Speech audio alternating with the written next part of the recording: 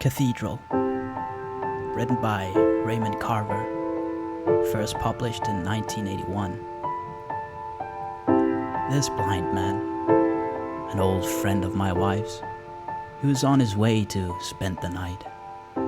His wife had died, so he was visiting the dead wife's relatives in Connecticut. He called my wife from his in-laws. Arrangements were made. He would come by train, a 5-hour trip, and my wife would meet him at the station. She hadn't seen him since she worked for him one summer in Seattle 10 years ago. But she and the blind man had kept in touch. They made tapes and mailed them back and forth. I wasn't enthusiastic about his visit. He was no one I knew, and his being blind bothered me. My idea of blindness came from the movies. In the movies, the blind moved slowly and never laughed. Sometimes they were led by seeing eye dogs. A blind man in my house was not something I looked forward to. That summer in Seattle, she had needed a job. She didn't have any money. The man she was going to marry at the end of the summer was in officers' training school. He didn't have any money either. But she was in love with that guy, and he was in love with her, etc. She had seen something in the paper, help wanted, reading to blind man, and a telephone number. She phoned and went over, was hired on the spot. She worked with this blind man all summer. She read stuff to him, case studies, reports, that sort of thing. She helped him organize his little office in the county social service department. They'd become good friends, my wife and the blind man. On her last day in the office, the blind man asked if he could touch her face. She agreed to this. She told me he touched his fingers to every part of her face, her nose, even her neck. She never forgot it. She even tried to write a poem about it. She was always trying to write a poem. She wrote a poem or two every year, usually after something really important had happened to her. When we first started going out together, she showed me the poem. In the poem, she recalled his fingers on the way they had moved around her face. In the poem, she talked about what she had felt at the time, about what went through her mind when the blind man touched her nose and lips. I can't remember. I didn't think much of the poem. Of course, I didn't tell her that. Maybe I just didn't understand poetry. I admit it's not the first thing I reach for when I pick up something to read. Anyway, this man who'd first enjoyed her favors, this officer-to-be, he'd been her childhood sweetheart, so okay. I'm saying that at the end of the summer, she let the blind man run his hands over her face, said goodbye to him, married her childhood, etc., who was now a commissioned officer, and she moved away from Seattle. But they'd kept in touch, she and the blind man. She made the first contact after a year or so. She called him up one night from an Air Force base in Alabama. She wanted to talk. They talked. He asked her to send him a tape and tell him about her life. She did this. She sent the tape. On the tape, she told the blind man she loved her husband, but she didn't like it where they lived, and she didn't like it that he was part of the military-industrial thing. She told the blind man she'd written a poem, and he was in it. She told him that she was writing a poem about what it was like to be an Air Force officer's wife. The poem wasn't finished yet. She was still writing it. The blind man made a tape. He sent her the tape. She made a tape. This went on for years. My wife's officer was posted to one base and then another. She sent tapes from Moody AFB, McGuire, McConnell, and finally Travis near Sacramento. Well, one night, she got the feeling lonely and cut off from people. She kept losing in that moving around life. She got to feeling she couldn't go another step. She went in and swallowed all the pills and capsules in the medicine chest and washed them down with a bottle of gin. Then she got into a hot bath and passed out. But instead of dying, she got sick. She threw up. Her officer, why should he have a name? He was a childhood sweetheart, and what more does he want? Came home from somewhere, found her, and called the ambulance. In time, she put it all on tape and sent the tape to the blind man. Over the years, she put all kinds of stuff on tapes and sent the tapes off lickety-split. Next to writing a poem every year, I think it was her chief means of recreation. On one tape, she told the blind man she'd decided to live away from her officer for a time. On another tape, she told him about the divorce. She and I began going out, and of course she told her blind man about it. She told him everything, or so it seemed to me. Once she asked me if I'd like to hear the latest tape from the blind man. This was a year ago. I was on the tape, she said. So I said, okay, I'd listen to it. I got us drinks and we settled down in the living room. We made ready to listen. First she inserted the tape into the player and adjusted a couple of dials. Then she pushed a lever. The tape squeaked and someone began to talk in this loud voice. She lowered the volume. After a few moments of harmless chit-chat, I heard my own name in the mouth of this stranger, this blind man I didn't even know. And then this. From all you said about him, I can only conclude, but we were interrupted. A knock at the door or something, and we didn't even get back to the tape. Maybe it was just as well. I'd heard all I wanted to. Now, this same blind man was coming over to sleep in my house. Maybe I could take him bowling, I said to my wife. She was at the draining board doing scalloped potatoes.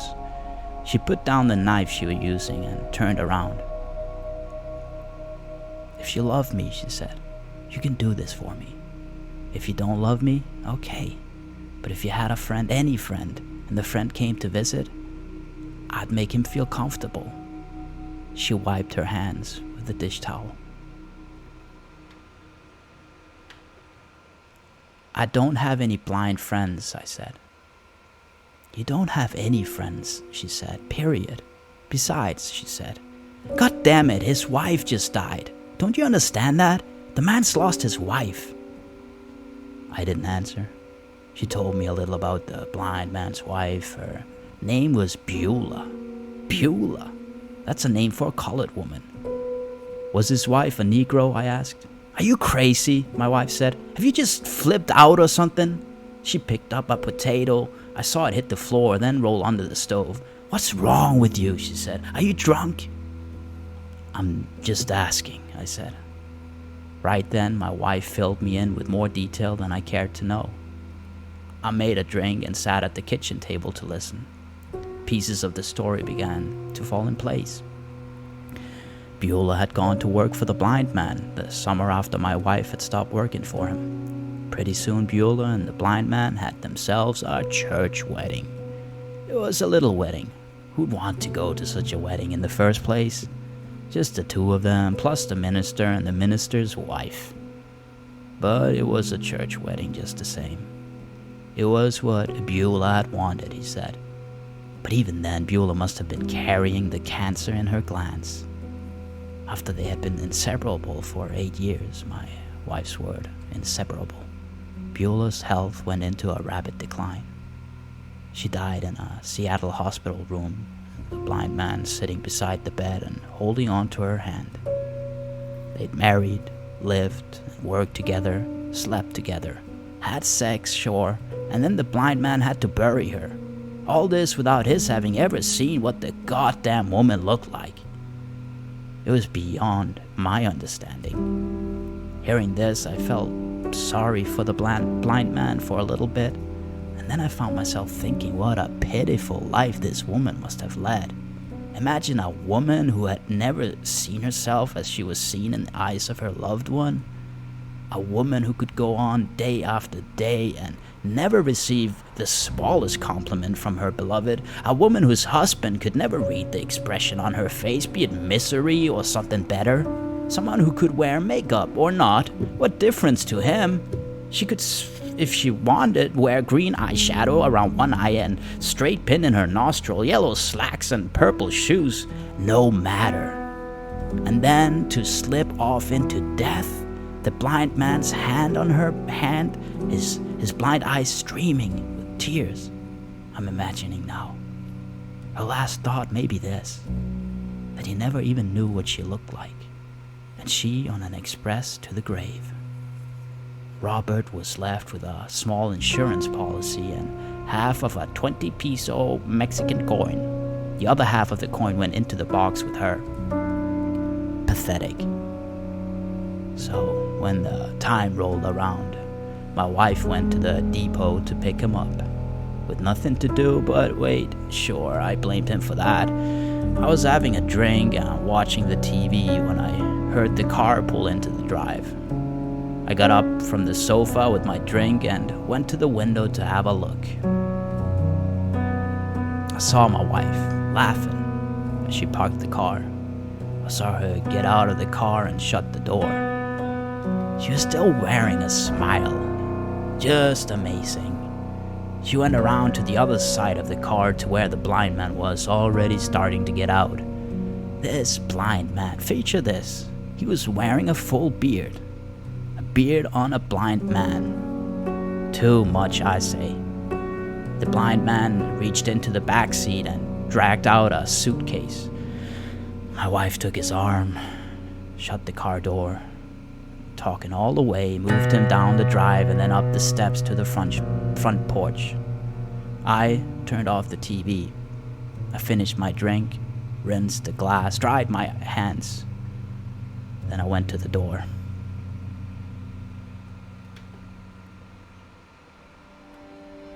My wife said, "I want you to meet Robert. Robert, this is my husband.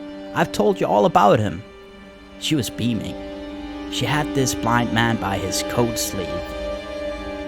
The blind man let go of his suitcase and up came his hand. I took it.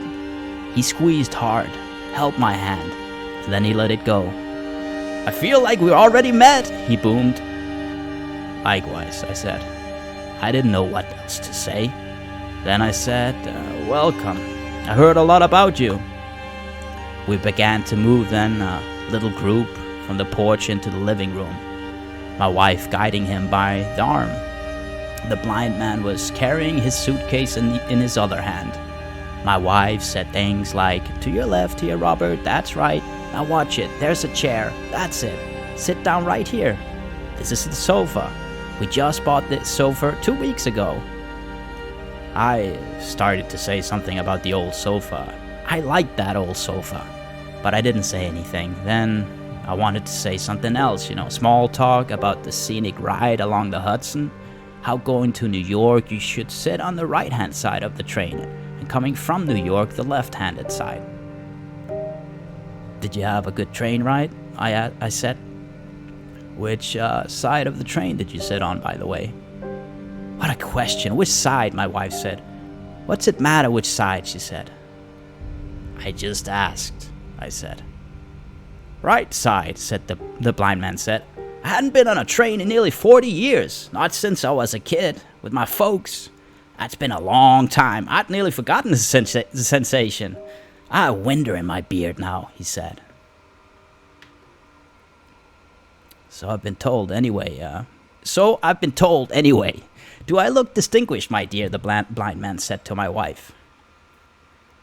"You look distinguished, Robert," she said. "Robert," she said. "Robert, it's just so good to see you." My wife finally took her eyes off the blind man and looked at me. I had the feeling she didn't like what she saw. I shrugged. I've never met or personally known anyone who was blind. This blind man was late 40s, a heavy-set, balding man with stooped shoulders, as if he carried a great weight there. He wore brown slacks, brown shoes, a light brown shirt, a tie, a sports coat, spiffy.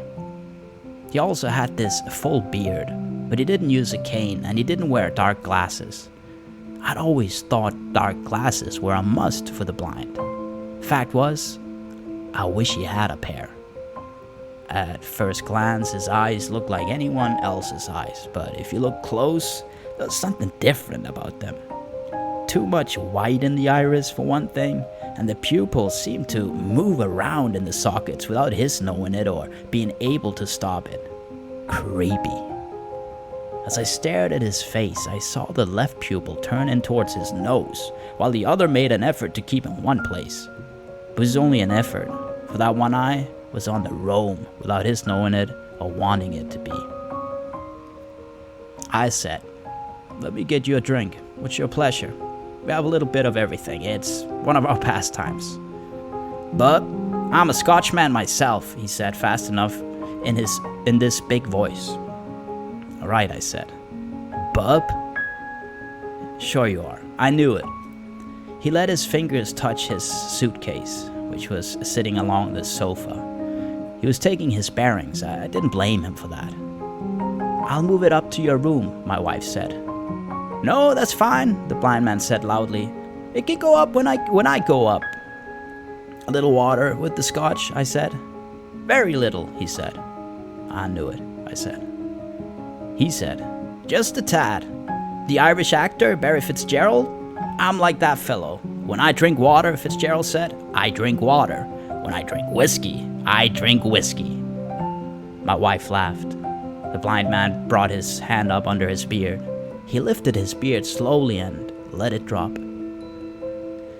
I did the drinks, 3 big glasses of scotch with a splash of water in each. Then we made ourselves comfortable and talked about Robert's travels. First, the long flight from the West Coast to Connecticut. We covered that. Then from Connecticut up here by train. We had another drink concerning that leg of the trip. I remembered having read somewhere that the blind didn't smoke because, as speculation had it, they couldn't see the smoke they exhaled. I thought I knew that much, and that much only, about blind people. But this blind man smoked his cigarette down to the nubbin, and then lit another one. This blind man filled his ashtray, and my wife emptied it. When we sat down at the table for dinner, we had another drink. My wife heaped Robert's plate with cube steak, scalloped potatoes, green beans. I buttered him up 2 slices of bread. I said, "Here's bread and butter for you." I swallowed some of my drink. "Now, let us pray," I said. I swallowed some of my drink, and the blind man lowered his head. My wife looked at me, her mouth agape. "Pray the phone won't ring and the food doesn't get cold," I said. We dug in. We ate everything that was to eat on the table. We ate like there was no tomorrow. We didn't talk. We ate. We scarfed. We grazed the tables. We were into serious eating. The blind man had right away located his foods. He knew just where everything was on his plate. I watched with admiration as he used his knife and fork on the meat. He'd cut 2 pieces of meat, fork the meat into his mouth, and then go all out for the scalloped potatoes, the beans next, and then he'd tear off a hunk of buttered bread and eat that. He'd follow this up with a big drink of milk. It didn't seem to bother him to use his fingers once in a while either. We finished everything, including half a strawberry pie. For a few moments, we sat as if stunned. Sweat beaded on our faces. Finally, we got up from the table and left the dirty plates. We didn't look back. We took ourselves into the living room and sank into our places again.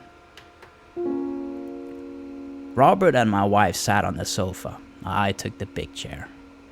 We had us 2 or 3 more drinks while they talked about the major things that had come to pass for them in the past 10 years. For the most part, I just listened. Now and then, I joined in. I didn't want him to think I'd left the room, and I didn't want her to think I was feeling left out. They talked of things that had happened to them. These past 10 years. I waited in vain to hear my name on my wife's sweet lips. And then my dear husband came into my life, something like that. But I heard nothing of the sort. More talk of Robert. Robert had done a little of everything, it seemed. A regular blind jack of all trades. But most recently, he and his wife had an Amway distributorship, from which I gathered they'd earned a living, such as it was. The blind man was also a ham radio operator. He talked in his loud voice about conversations he'd had with fellow operators in Guam, in the Philippines, in Alaska, and even in Tahiti. He said he'd have a lot of friends there if he ever wanted to go visit those places. From time to time, he'd turn his blind face toward me, put his hand under his beard, ask me something. How long had I been in my present position? 3 years. Did I like my work? I didn't. Was I going to stay with it? What were the options? Finally, when I thought he was beginning to run down, I got up and turned on the TV. My wife looked at me with irritation. She was heading toward a boil. Then she looked at the blind man and said, "Robert, do you have a TV?" The blind man said, "My dear, I have 2 TVs. I have a color set and a black and white thing, an old relic. It's funny, but if I turn on the TV, and I'm always turning it on, I turn on the color set. It's funny, don't you think?"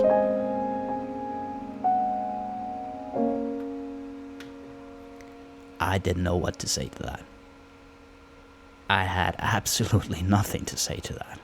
No opinion. So I watched the news program and tried to listen to what the announcer was saying. "This is a color TV," the blind man said. "Don't ask me how, but I can tell." "We traded up a while ago," I said. The blind man had another taste of his drink. He lifted his beard, sniffed it, and let it fall. He leaned forward on the sofa. He positioned his ashtray on the coffee table, then put the lighter to his cigarette. He leaned back on the sofa and crossed his legs at the ankles. My wife covered her mouth, and then she yawned. She stretched. She said, "I think I'll go upstairs and put on my robe. I think I'll change into something else. Robert, you make yourself comfortable," she said. "I'm comfortable," the blind man said. "I want you to feel comfortable in this house," she said. "I am comfortable," the blind man said. After she'd left the room, he and I listened to the weather report, and then to the sports roundup. By that time, she'd been gone so long, I didn't know if she was going to come back. I thought she might have gone to bed. I wished she'd come back downstairs. I didn't want to be left alone with this blind man. I asked him if he wanted another drink, and he said sure. Then I asked if he wanted to smoke some dope with me. I said I just rolled a number. I hadn't, but I planned to do so in about 2 shakes. I'll try some with you," he said. "Damn right," I said. "That's the stuff." I got our drinks and sat down on the sofa with him. Then I rolled us 2 fat numbers. I lit one and passed it. I brought it to his fingers. He took it and inhaled. "Hold it as long as you can," I said. I could tell he didn't know the first thing. My wife came back downstairs wearing her pink robe and her pink slippers. "What do I smell?" she said. "We thought we'd have us some cannabis," I said. My wife gave me a savage look. Then she looked at the blind man and said, "Robert, I didn't know you smoked." He said, "I do now, dear. There's a first time for everything, but I don't feel anything yet." "Yeah, this stuff is pretty mellow," I said. "This stuff is mild. It's dope you can reason with," I said. "It doesn't mess you up." "Not much it doesn't, bub," he said and laughed. My wife sat on the sofa between the blind man and me. I passed her the number.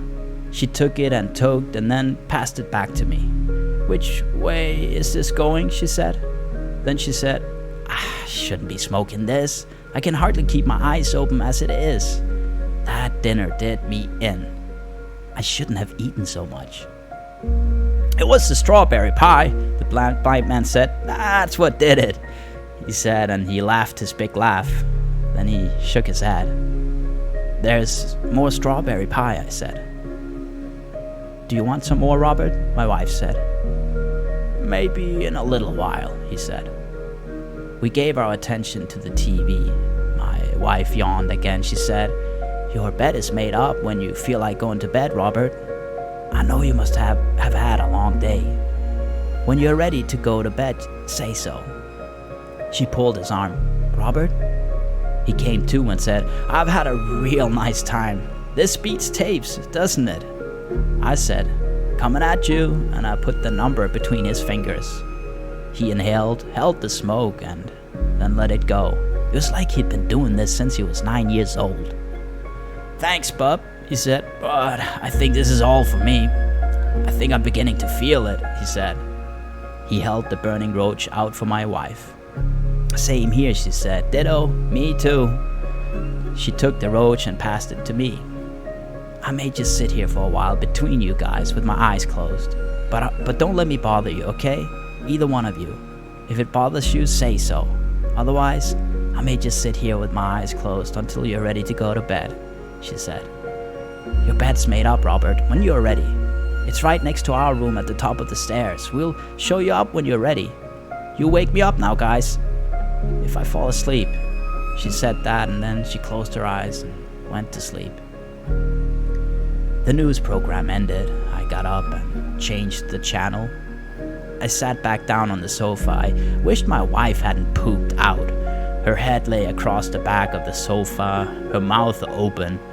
She turned so that the robe had slipped away from her legs, exposing a juicy thigh. I reached to draw her robe back over her, and it was then that I glanced at the blind man. What the hell? I flipped the robe open again. "You say when you want some strawberry pie," I said. "I will," he said. I said, "Are you tired? Do you want me to take you up to your bed? Are you ready to hit the hay?" "Not yet," he said. "No, I'll stay up with you, bub, if that's all right. I'll stay up until you're ready to turn in. We haven't had a chance to talk. Know what I mean? I feel like me and her monopolized the evening." He lifted his beard and let it fall. He picked up his cigarettes and his lighter. "That's all right," I said. Then I said, "I'm glad for the company." And I guess I was. Every night I smoked dope and stayed up as long as I could before I fell asleep. My wife and I hardly ever went to bed at the same time. When I did go to sleep, I had these dreams. Sometimes I'd wake up from one of them, my heart going crazy. Something about the church and the Middle Ages was on the TV. Not your run-of-the-mill TV fare. I wanted to watch something else. I turned to the other channels, but there was nothing on them either, so I turned back to the first channel and apologized. "Bub, it's all right," the blind man said. "It's fine with me. Whatever you want to watch is okay. I'm always learning something. Learning never ends. It won't hurt me to learn something tonight. I got ears," he said. We didn't say anything for a time. He was leaning forward with his head turned at me, his right ear aimed in the direction of the set. Very disconcerting. Now and then his eyelids drooped, and then they snapped open again. Now and then he put his fingers into his beard and tugged, like he was thinking about something he was hearing on the television. On the screen, a group of men wearing cowls was being set upon and tormented by men dressed in skeleton costumes and men dressed as devils. The men dressed as devils wore devil masks, horns, and long tails. This pageant was part of a procession. The Englishman who was narrating the thing said it took place in Spain once a year. I tried to explain to the blind man what was happening. "Skeletons," I said. "I know about skeletons," he said and nodded. The TV showed this one cathedral. Then there was a long, slow look at another one. Finally, the picture switched to the famous one in Paris with its flying buttresses and its spires reaching up to the clouds. The camera pulled away to show the whole of the cathedral rising above the skyline. There were times when the Englishman who was telling the thing would shut up, would simply let the camera move around over the cathedrals, or else the camera would tour the countryside, men in fields, walking behind oxen. I waited as long as I could. Then I felt I had to say something.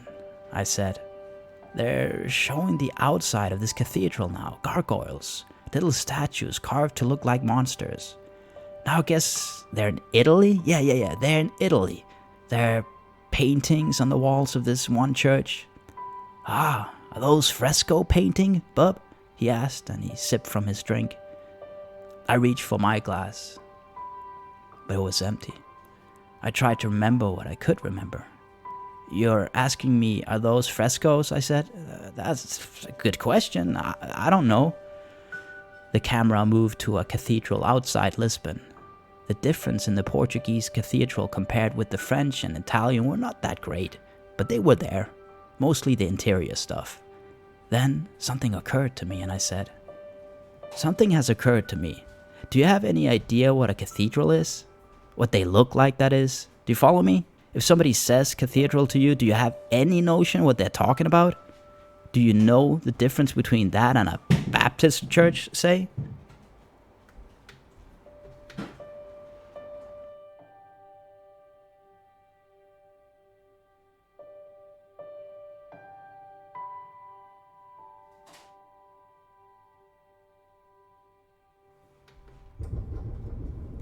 He let the smoke dribble from his mouth. I know they took hundreds of workers 50 or 100 years to build, he said. I just heard the man say that, of course. I know generations of the same families worked on a cathedral.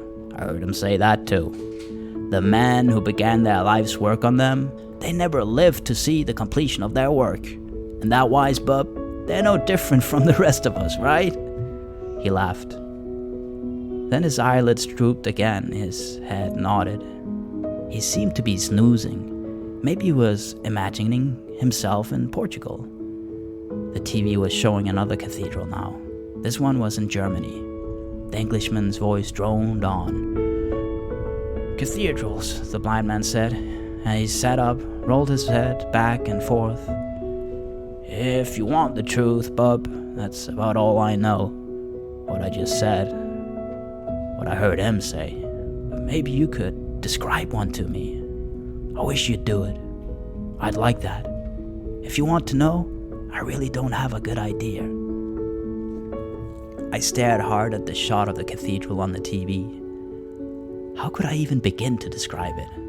But say my life depended on it. Say my life was being threatened by an insane guy who said I had to do it or else. I stared some more at the cathedral before the picture flipped off into the countryside. That was no use. I turned to the blind man and said, to begin with, they're very tall. I was looking around the room for clues. They reach up and up, toward the sky. They're so big, some of them, they have to have these supports to help hold them up, so to speak. These supports are called buttresses. They remind me of viaducts for some reason, but maybe you don't know what they are either. Sometimes the cathedrals have devils and such carved into the front. Sometimes lords and ladies. Don't ask me why this is, I said. He was nodding. The whole upper part of his body seemed to be moving back and forth. I'm not doing so good, am I said. He stopped nodding and leaned forward on the edge of the sofa as he listened to me. He was running his fingers through his beard. I wasn't getting through to him, I could see that, but he waited for me to go on just the same. He nodded like he was trying to encourage me. I tried to think what else to say. They're really big, I said. They're massive. They're built of stone, marble too sometimes. In those olden days when they built cathedrals, men wanted to be close to God. In those olden days, God was an important part of everyone's life. You could tell this from that cathedral building. I'm sorry, I said, but it looks like that's the best I can do for you. I'm just no good at it. That's all right, bub, the blind man said. Hey, listen, I hope you don't mind me asking. Can I ask you something? Let me ask you a simple question, yes or no. I'm just curious. There's no offense. You're my host. But let me ask you, if you're any way religious, you don't mind me asking? I shook my head. I couldn't see that, though. He couldn't see that, though. A wink is the same as a nod to a blind man. I guess I don't believe in it, in anything. Sometimes it's hard, you know what I'm saying? Sure I do, he said. Right, I said. The Englishman was still holding forth. My wife sighed in her sleep. She drew a long breath and went on with her sleeping.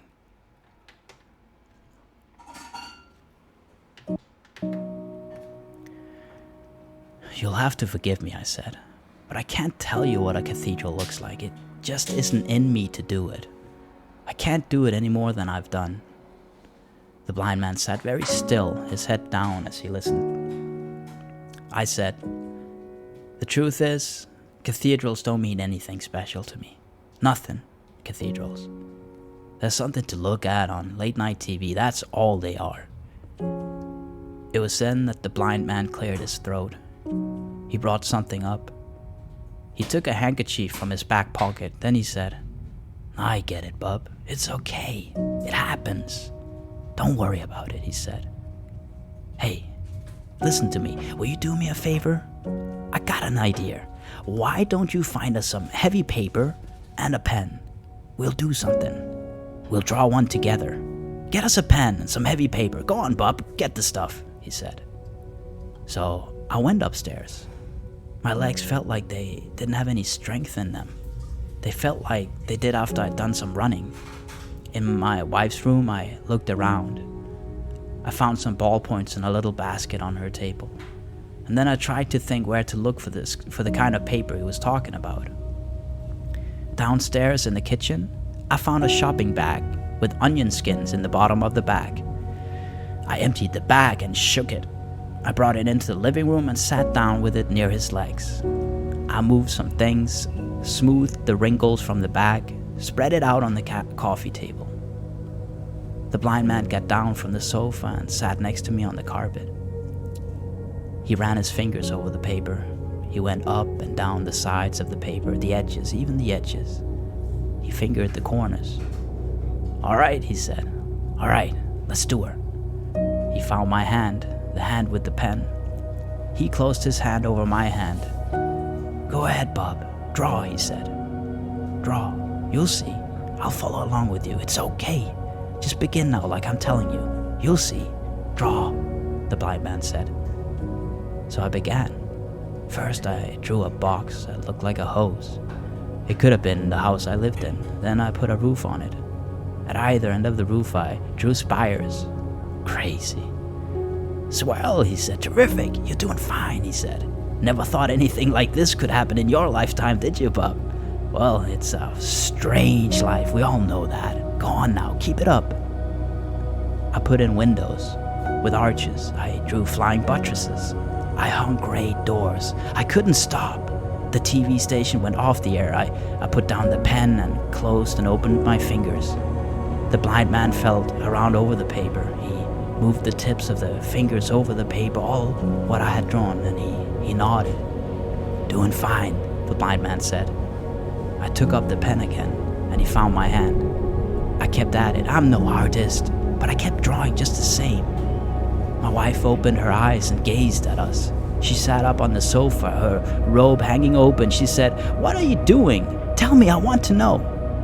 I didn't answer her. The blind man said, "We're drawing a cathedral. Me and him are working on it. Press hard," he said to me. "That's right. That's good," he said. "Sure, you got it, bub. I can tell. You didn't think you could, but you can, can't you? You're cooking with gas now. You know what I'm saying? We're going to really have us something here in a minute. How's the old arm?" he said. "Put some people in there now. What's a cathedral without people?" My wife said, What's going on? Robert, what are you doing? What's going on?" "It's all right. It's all right," he said to her. "Close your eyes now," the blind man said to me. I did it. I closed them just like he said. "Are they closed?" he said. "Don't fudge." "They are closed," I said. "Keep them that way," he said. He said, "Don't stop now. Draw." So we kept on with it. His fingers rode my fingers as my hand went over the paper. It was like nothing else in my life up to now. Then he said, "I think that's it. I think you got it," he said. "Take a look. What do you think?" But I had my eyes closed. I thought I'd keep him that way for a little longer. I thought it was something I ought to do. "Well," he said, "are you looking?" My eyes were still closed. I was in my house. I knew that. But I didn't feel like I was inside anything. It's really something